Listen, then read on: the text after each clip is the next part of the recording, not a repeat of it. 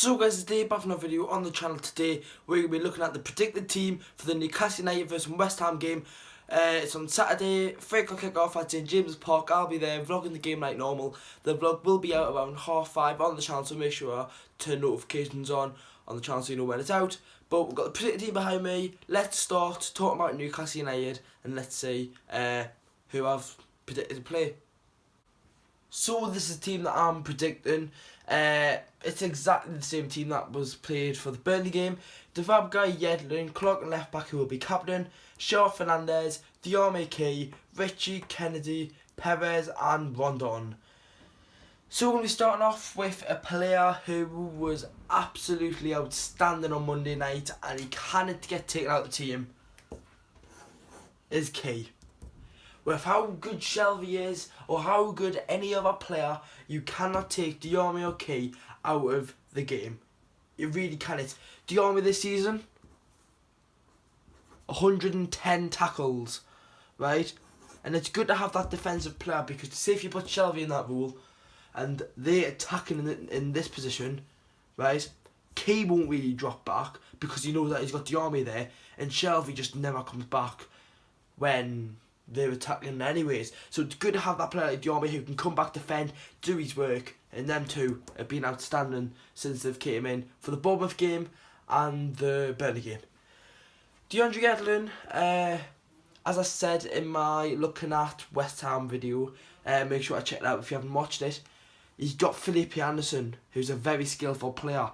He'll want to go around the defence like that, get round, get crosses in, or play a little through ball like that to Arnautovic. I think Yedlin will not be in this position as much. I think he'll be around this position or just to the halfway line most. But if he has that opportunity where there's loads of space down that side and say someone like Shaw who's got a beautiful ball who can just glide that ball like that, play Yedlin, why not? But I seen this video of Fabian Shaw and it was a ball that he made. It was on the right hand side of the pitch and he booted it all the way up to Kennedy around this position here. And it went, if Van Dijk made a pass like that, everyone on social media would be talking about it.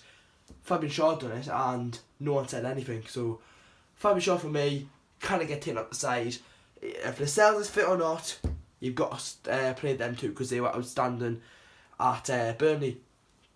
Good to see that Fernandez didn't get his goal versus Burnley. It got given as a Ben Mee on goal, but this man is an absolute legend. He really is. He's like me photos on Instagram, my messages on Instagram and that.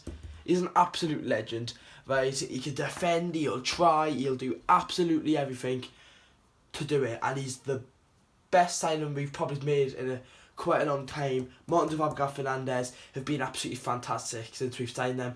Onto the attacking ball now, we've got Richie, Perez, Kennedy, Rondon. You kind of start Muto. He didn't even get picked for the Burnley game, so I think he might play him for the Wednesday night game versus Everton maybe. But people have been slating Matt Ritchie, right? Yes, he had that miss was terrible, miss of the season so far. But just because he had that one miss doesn't mean he had a bad game. He got an assist for Clark's goal. He had a good game in my opinion. I thought he tried really well and it was probably his best game this season. I know if he scored that goal, that's game set done, we win 3-1 and we take home all 3 points. But you could look at it like, imagine that was 1-1 and he misses. Or imagine that was 2-1 Burnley and he misses. Stuff like that. Kennedy, he was good. He was really, really good. People were saying like he doesn't track back as much, which he should. Say if he loses the ball, he'll go for it.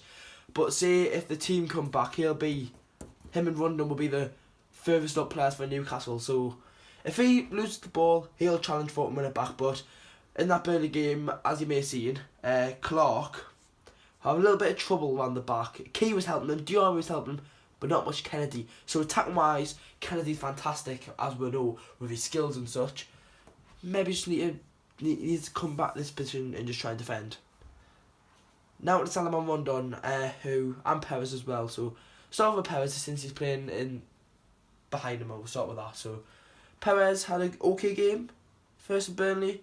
He could have got a good assist for Hosselu, who had a chance and it bounced off the post. Really, realistically, it should have went in. But it was on his left foot. It was a good strike, but Perez, he likes to obviously know what he can do. He runs around this position, or he'll just do that, right? He was in this position, yeah. He did a little dribble there, flipped that on Hosselu, and he smashed it, right? After dribbling wardrobe, great. But he'll do that. And Ron was probably the worst player on the pitch versus Burnley for us.